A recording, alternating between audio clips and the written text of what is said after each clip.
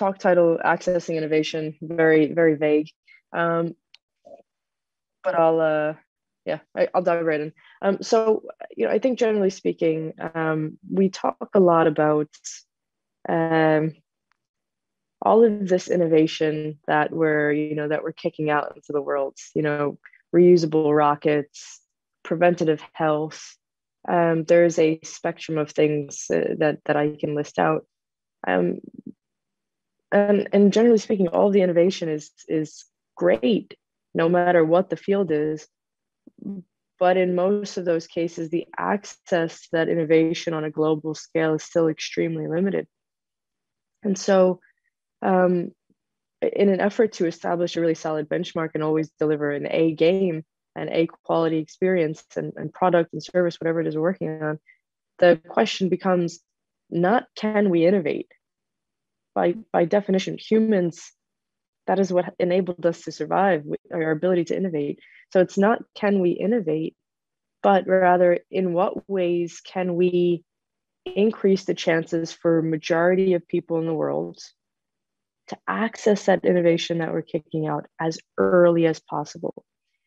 And so one example of that is prosthetics.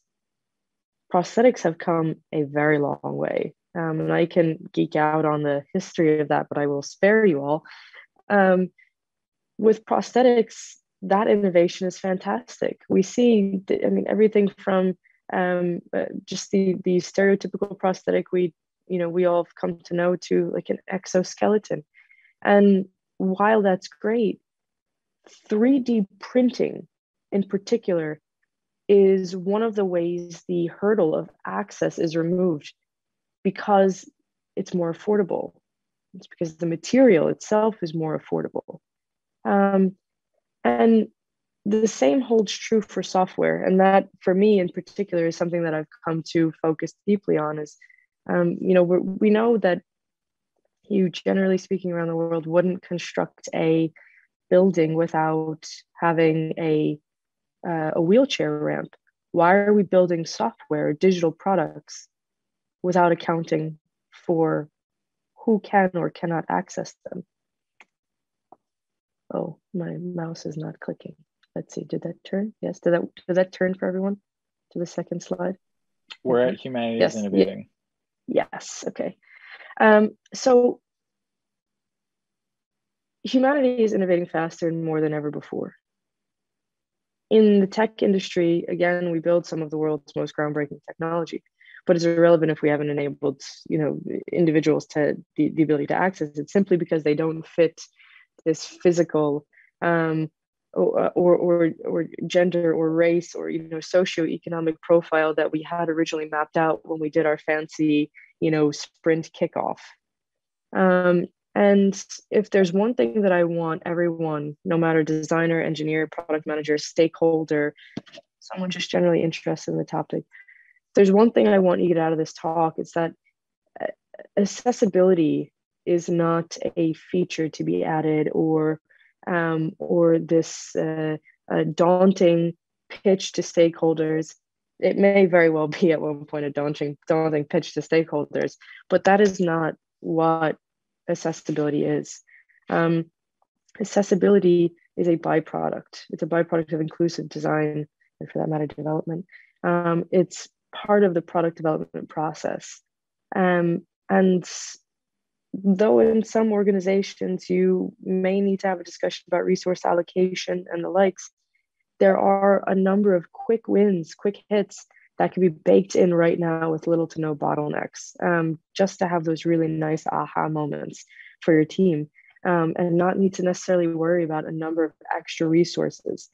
And that starts simply by educating ourselves as individuals, and learning how to apply it in our everyday work. But I think the one thing I've come to realize is that it starts first and foremost by being able to acknowledge the existence of individuals, by being able to see people first. One thing that I don't think a lot of people realize is that only 59% of individuals have access to the internet. And when we think internet, I mean, for me, I don't, I, I grew up at one point having the internet in my house, but it wasn't a default. My daughter doesn't know what it looks like uh, to get onto the internet or sign on to the internet, because by default you're just on. But what actually is the internet? The internet is preventative health, it's education, it's business building to help your family go from one income level to the next. And so when I think about 59%, I mean, generally speaking, like anything more than 51% is a majority. But I always like to understand what that secondary number is, the related number. 59% in a world of how many billion people are we at now is very low. Ultimately, we need to make the world software accessible. We need to make it so that we're not just thinking by default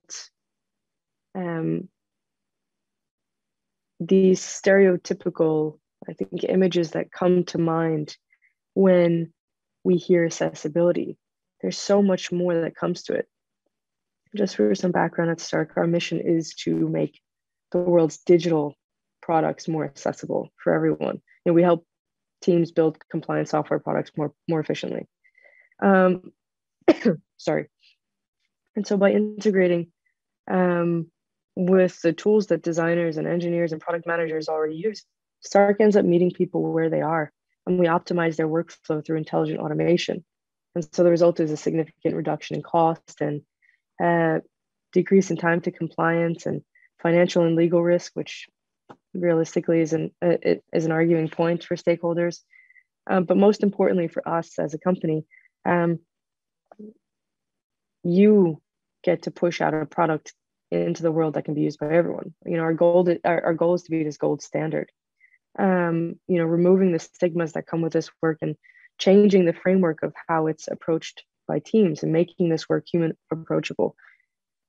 Education was always the pillar, but one thing we've come to realize is that the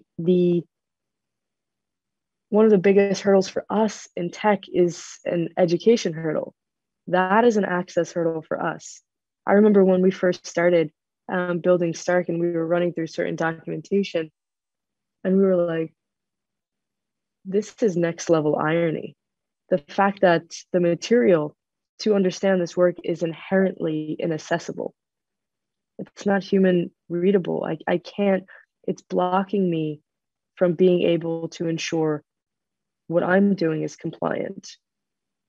What I'm doing isn't excluding individuals by default out of the gate, right? I can't talk about how I designed and built a product that had this phenomenal experience if by default it excludes a number of individuals. Again, accessibility is a byproduct of inclusive design. I think the one thing that one of the many things we've come to find is that when you're having these conversations with stakeholders, or we're in conversations with Fortune 500 board members, the word compliance scares the shit out of people. And it's because it's directly correlated to things like lawsuit and profit loss and customer loss, and very well it should be. But we've come to find that the conversation can be made so much more streamlined when we get to the root of what's happening.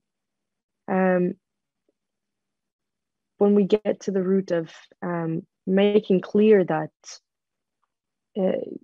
your product is accessible because it meets these guidelines, much like other guidelines you have to meet. You have to meet certain guidelines on iOS if you want to actually ship into the App Store, right? You have to you have to create a usable product that doesn't exclude if you want to ensure it's accessible. And that's I think in general, that can be a topic, a topic for a talk all on its own. But I think that gets to the root, understanding that in an effort to be accessible, you need to do what is necessary to ensure you're not excluding based on these general profiles. And I'm going to cover a multitude of ways that you can ensure that. So I think we talk a lot about how, especially, and I'm guilty of this, when talking to investors, for instance, we push things like cross-platform. We're going to design and ship something that's cross-platform, and that's exciting. That's increased market reach, right? But products need to succeed more so across abilities, not just across platforms. And one could argue certain platforms are more accessible than others, but you reach more on an individual platform when you don't exclude than shipping a really shitty product that isn't accessible to anybody on multiple platforms, right? Like, do one thing really well and nail that. Same applies here. But what does it mean to succeed across abilities? So, understanding that, there are things like, when it comes to accessibility, there's the physical side, there's a cognitive side, like and I think cognitive accessibility isn't, just relevant for autistic individuals or individuals with traumatic brain injuries. It's for everyone like the neophytes who struggle to use the latest technology, or software that hasn't been translated into an individual's native language. And so, you can have someone come to the States, for instance, and use a product and have their device in a particular language, but if an app actually isn't built with those language strings, then the individual is going to struggle. And what happens because it wasn't usable, it wasn't accessible, and solely because it excluded based on a certain profile. And what happens when that individual can't access their financial services? They can't access their money. They can't access being able to order their next prescription because the software wasn't translated in their native language. Temporary, situational, permanent. This in conversations has caused, let's call it, interesting debate. For those of you who are not familiar, Microsoft spearheaded this, or individuals at Microsoft, which built out the inclusive, the inclusive design kit and toolkit, which is now owned by Microsoft. But in there, they spoke about temporary, situational, and permanent disabilities. And so a good way to think about that is your situational inability to access your device easily is happening because you only have only have access to one arm because your newborn child is in your other arm. It's a situational, I'd call it inability. And for some, it may be a disability, but in this case, it's an inability. It's not disabling you. And that same arm may be broken. And you have a temporary disability. Or it may be permanent. You have a limb difference and you use a prosthetic or you don't. And that is a permanent disability. And so the way we talk about this and frame this in conversations with board members, stakeholders, teams, design teams, engineer teams, is understanding that while you may think your product only has, say, 2,000 individuals that, out of like 2 million, 2 billion, whatever it is, 2,000 individuals with a permanent limb difference, you see just how quickly that notches up to a 10x multiple or a 100x multiple for a temporary disability or impairment, and how that multiplies significantly more when we account for the parents that have only access to one arm because they have a newborn in the other, right? And so you see just how quickly that multiplied to a drastically high number. I don't even have to run off a number for you to know that there are babies being born into this world second by second at astronomical rates. And so you see just how that downplaying of whether or not this was something worth paying attention to became a very high multiple that is problematic if you don't address it. Not only, again, are you excluding individuals, realistically, the moves that companies make are always strategic. And when pitching those stakeholders, you have to talk about numbers. I wish we lived in a world where it can only be from the perspective of this is just the right thing to do. But they're looking to see that they're getting a return on their investment. And so when you don't account for the mass multiples that are happening with just using this framework in your process, you realize how much return on investment is actually, how much return is actually lost from the lack of investment that's happening. Accessibility maximizes the bottom line, and that touches on a little bit what we were just talking about. What's the bottom line? Bottom line is increased market reach. It's minimizing your financial and legal risk. It's maximizing your brand value. These are the things when you're having these conversations with stakeholders or your VP or whatever the fancy title is that is the key decision maker in your company or organization. These are the things that you want to be talking about. Now, granted, there are some organizations where the CEO, the leaders have made a conscious decision to account for accessibility. So you have the CEOs like Microsoft and Adobe. I know at Adobe, the CEO of Adobe, I think it was like 2018 or 2019, I forget what it was, got on stage and made a very pointed statement to say this was important and this would be a core focus. And so in those cases, you have a few things that come together. One is, executives that are making a conscious decision to make this a core focus. Then you also have the question of, well, how the hell do you allocate resources for this, right? Because it becomes a topic of resource allocation and load balancing and figuring out how much do you invest now and how much of a return is going to come from that and over what time horizon. That's that formula that Stark is working on for organizations, because when you control the currency, you have a very different conversation. And that ultimately is the way any conversation is lifted to a boardroom level. These publicly traded companies, unfortunately, they can't make these random,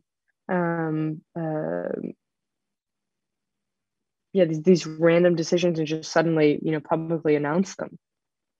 It's just not how the world works, and it's not how it's going to work. And so having an awareness of what these efforts help you achieve is already a push forward, a lean into action. for you. It helps your job. You know, if you're an individual that's a designer, engineer, you know, you're not in a stakeholder or executive position, this helps navigate that conversation. But realistically, there are, you know, like I said, quick wins to implement now. Realistically, colors matter, and so does contrast. Evaluating your design systems is a great way to start. If you don't have a design system, evaluating how you can get one in place, because that already mitigates a ton of risk. Pick colors that meet contrast, and you know, I think it's easy to look at it, look at these colors on our fancy, you know, devices that we get from work, and say, oh, you know, this looks good, but you know, do that traditional testing. Look at it on devices that don't look so fancy. Look at it, you know, outside in the sun. These are, you know, turn your brightness down to like 40-50%. These are all part of the testing process, or you can determine whether those colors actually have an impact. You know, look at it from a, you know, a blurred simulation, and the map is not the territory, but it gives you a really solid idea of what that experience could potentially be like for some individuals. But realistically, when it comes to blurred vision, the odds are likely that a lot of you, much like myself, experience that. And if you're young and have absolute perfect vision, well, enjoy it while you can. So the other thing is write good alt text. So educating yourself on screen readers and how different individuals navigate a product, the alternate ways that, or the various ways rather, that you can navigate a product, software, for instance, be it tabbing through. You know, not everybody uses a swipe or, you know, the standard click to navigate a product. But when it comes to things like alt text, I'd like to say write good alt text, but I think in general, just write good text, right? Text that is clear. But for alt text goes on, and I don't want to speak at anyone. If you know this, you know, this is really for individuals that aren't aware. Sorry, my eye is terrible right now. Whether an individual simply is unable to see an image, or you know, internet connection, data connection is not great, images won't load. And individuals deserve to know what the context of that image is, even though they can't physically see it at the time. You know, that's part of the experience, and writing really good alt text ensures that they can still experience it despite that visual not being there.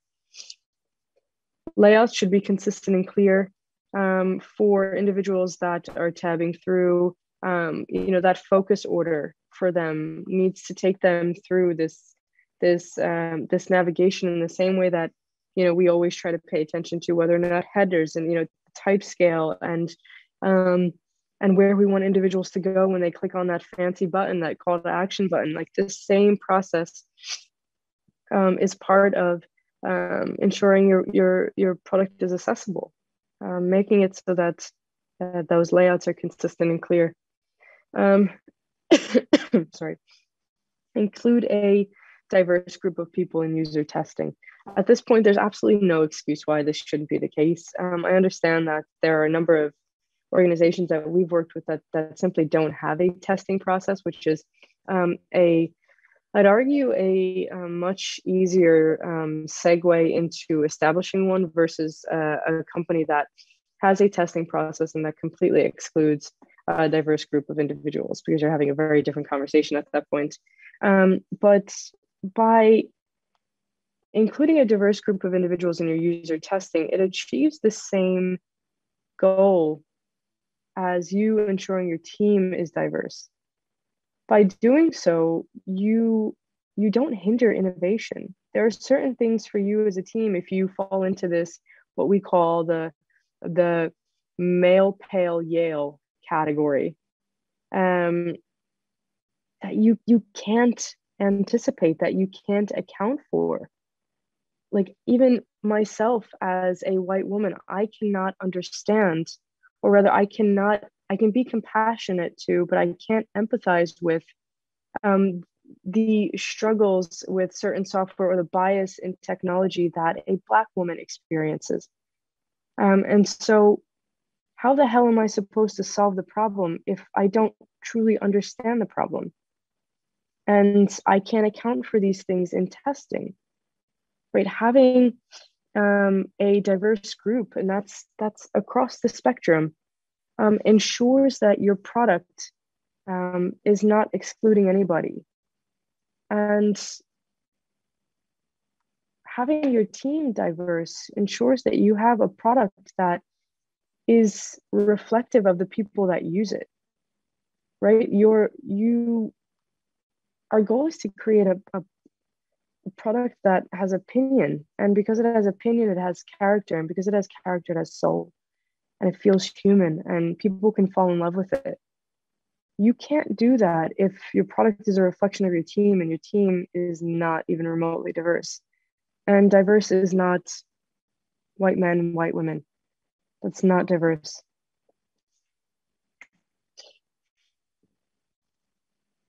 Again, all of the innovation is great, but we need to make sure that the products that we're designing and shipping into this world put people first and account for the individuals that have too long been forgotten, the individuals that generally weren't invited to that lunch table to sit and eat. And if they were invited, were not encouraged to participate in the conversation. And I think we're at a point now where social media is an absolute megaphone, and your customers will make clear their discontent, right? We are designing software now for the prosumer. There is no more designing this enterprise first experience. Gen Z and Gen Alpha have very different expectations of what quality software is. And if we're going to be designers, be engineers, and our jobs can't be to just, push around squares or push pixels. Like, that's not our fucking job. Your job is to solve the problem. Your job is to service the business. Your job is to make sure it's a quality experience for everyone that has access to it. And so I think ultimately, what we say is make a stark difference. Do your job, do what's responsible, what you signed up to with your craft. And of course, there's a ton of help out there. At the risk of self-plugging, the Stark community is phenomenal. There's so much help readily available to you. You can ignore the entire Stark team and the entire Stark product if you wanted, and still get a ton of educational material and benefit from the amazing individuals that participate in that community on a regular basis. So if there are any questions, please don't hesitate to reach out to me either on Twitter at I'm Kat Noone, or email kat@getstark.co. And I'm happy to point you in the right direction of resources or people that have been doing this for equally as long, or much longer than I have, and are the giants that I stand on the backs of. So yeah, let me know, and thanks for having me. Awesome. Thank you, Kat. This is Cameron speaking again. I have a couple questions myself, and others, please post questions in the chat if that's all right with you, Kat. Let's do it. I can't promise I'll have an answer to all of them, but we can try this out. So I love this idea of like new generations having different expectations. Mm-hmm. Can you dig into that a little bit more? What do you see software becoming 10 years from now? Like, is it fundamentally different from a design standpoint, from a consumer standpoint? Like, what do you mean? What do you mean by that? What do you mean that like Gen Z and Gen Alpha have different expectations? So, when I've come to realize that, like, so full context, some months ago I had to, or maybe it was a month ago, I don't, what is even time right now? But in stepping back as CEO from the day-to-day design, I had to take a much broader approach to building Stark. And in doing that, I had to pay attention to understand what technology looks like or will look like 5, 10, so on, X amount of years out. And the ways in which the consumption of that software, the use of that software is evolving. And so because of that, we made a very pointed strategic decision to build Stark. And this is purely contextual, but I hope it kind of it sheds light and gives you our theory so that you can apply it to you. I never really necessarily like to give a direct answer because nobody learns that way. With Stark, we made a very conscious decision to take a B2B bottom-up approach. And we said we need to develop a model for this community-driven, consumer-grade, and enterprise-ready company. By doing so, we pressed emphasis on the prosumer. And like I said before, by regarding Gen Z and Gen Alpha, by 2025, 75% of the total available workforce in the world will be people that grew up with the internet. I don't know how many of you in here have kids, but it almost feels like my kid came out of the womb knowing how to navigate an iPhone. And it's the most bizarre thing. Mm-hmm. And to the point where, like, when you ask her to call someone, like, we had to like condition it to put her hand by, like, in that stereotypical phone position with your hand and like by your ear and mouth. But the default is that, the kids today lift their phone and they put it in front of their face. It's FaceTime. It's video calls. And so we said, okay, if this is how they're using it, what's that? Like, what is Gen Z doing now? Like, what is it that they're looking for, right? And you pay attention to Gen Z. Gen Z they're the advocates. They will fight tooth and nail for anything they feel they deserve. Yeah. And they are very much so community driven.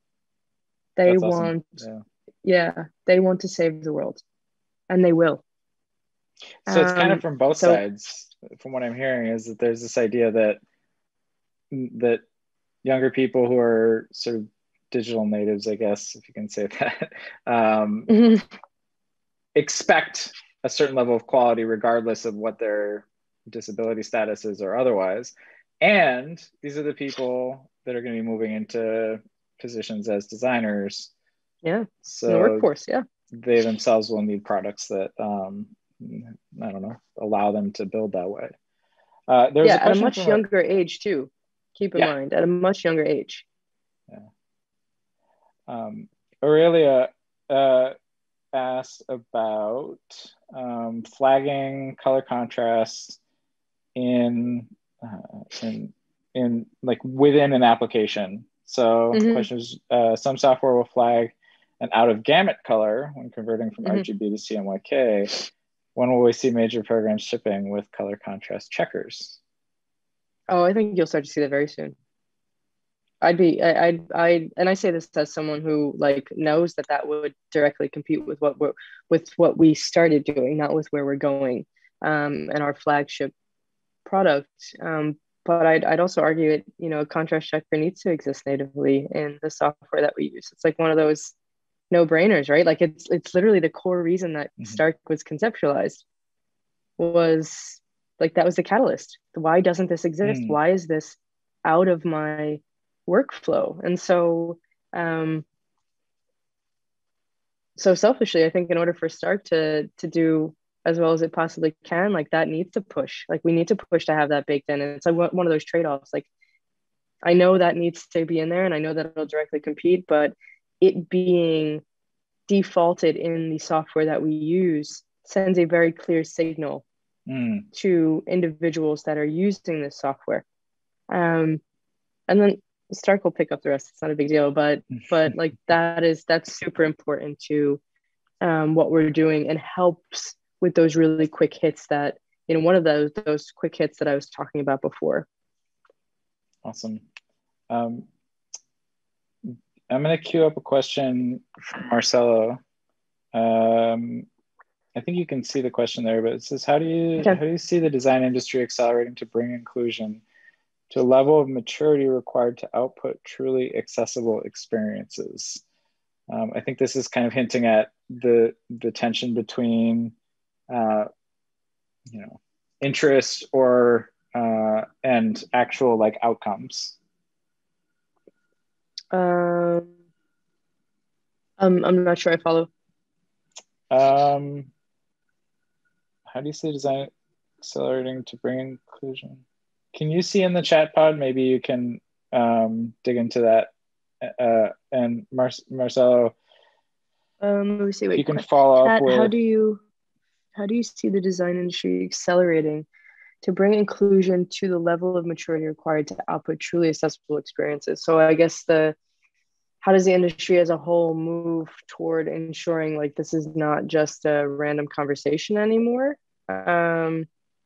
or accessibility to compliance versus accessibility by design?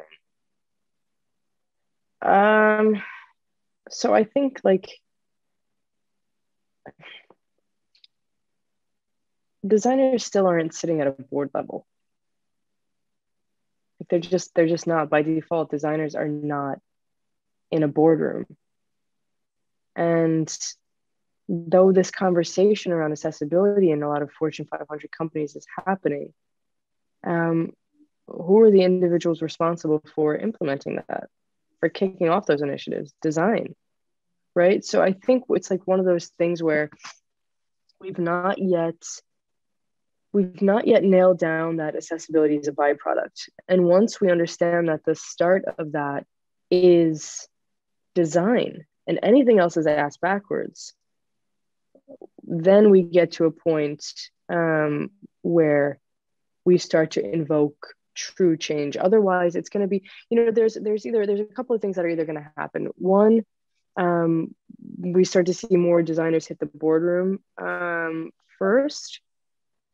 But what I think is going to happen is, first and foremost, accessibility enters the boardroom as a conversation, and there's a trickle down effect, and you start to see, the big, like, Silicon Six start to bake this in and roadmap this out to have accessible products. But to a certain degree, you have like individual companies, organizations like Microsoft, for instance, that this was about a 5-year process so far, and they're not done yet. But what they started was creating an entire company-wide design system to at least kickstart that project. And then what needs to happen is they need to account for like 10, 20, whatever, how many decades of legacy tech debt that they have to rectify, right? This is a multi-million-dollar project. But they invest in it because they know with the time horizon, the return on the investment far supersedes that. So, for me, I think design definitely accelerates it, even, if it's not immediately in the spotlight right away for like this billboard that says, design is spearheading accessibility. We know for a fact that, I think it was like 67% of accessibility errors happen in the design phase. So anything else is asked backwards. Like, why wouldn't you start with design? So yeah, that's my thought on it. And I saw that Jessica asked, why aren't designers in a boardroom? Can you elaborate on why you think Kat, is? Sorry to interrupt. Yeah, sorry. Mark actually had a question. Oh, hey, Mark. Go ahead. Okay, I'm just curious. I could see you. I'm curious how can, is everybody frozen? Oh, I think Mark froze. Yeah, Mark, you're frozen. If you can see us, you are frozen. Okay, yes, try again. Mm-hmm. Okay, I'm curious with designers, how can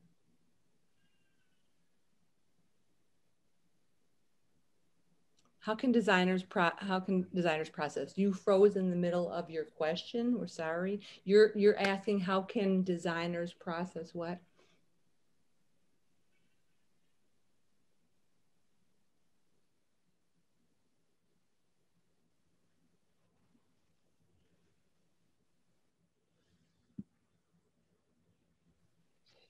I'm going to type it because he's not having a good connection. Okay. Sorry. Okay. Yeah, just hold that thought while yeah, let's wait.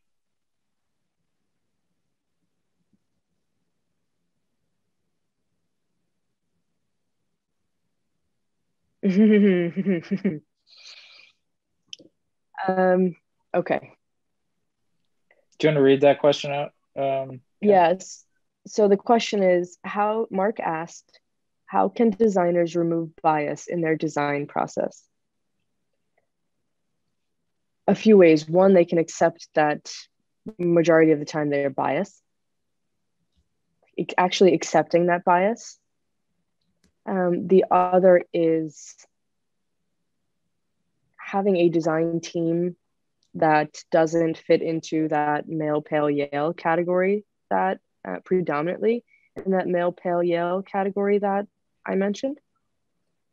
And testing with individuals that don't look like that entire category, right? It's just white, male, pale, Yale, able-bodied, quote unquote, like fitting into these stereotypical Silicon Valley categories that we've all come to know, right? Like that is the reason why that's how we got here in the first place.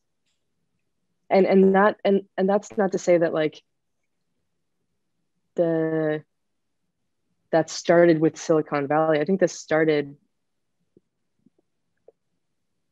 way before, right? And like I shared an article out, I think it was last week, where I talked about bias in our technology. And in there, I talked about how our tools are a product of their environment. Like they reflect their creator's worldview and subjective lens. And for quite some time now, even before tech, these these same groups of people have been overseeing these faulty data systems, right? It's this closed loop where underlying biases are perpetuated and groups are already invisible or let's say forgotten continue to be, to continue to remain unseen and forgotten.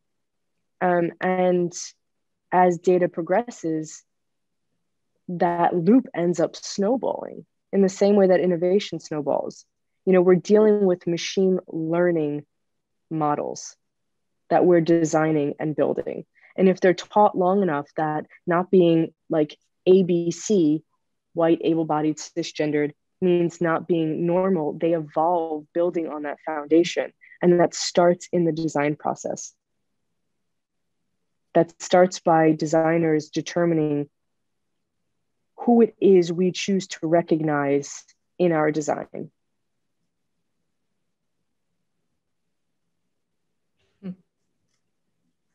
Thank you. Thank you. Thank you. Awesome. And then, sorry, because I jumped over Jessica. Jessica asks, why aren't designers in the boardroom? You sort of started to hint at this when you talked about leadership, Kat. Why do you think that is? So the question was, why aren't designers in a boardroom? Can you elaborate on why you think that is? Well, I don't think it. I know it. They're not in the boardroom. That it's just by default. You go to the Microsofts and whoever else, these Fortune 500 companies. Microsoft doesn't have a chief design officer that sits on a board. Microsoft has like VPs and like partners and everything, like design partners, but there's no designer sitting on the board. You go to SAP. My partner sits as the chief design officer of SAP. He doesn't sit on their board.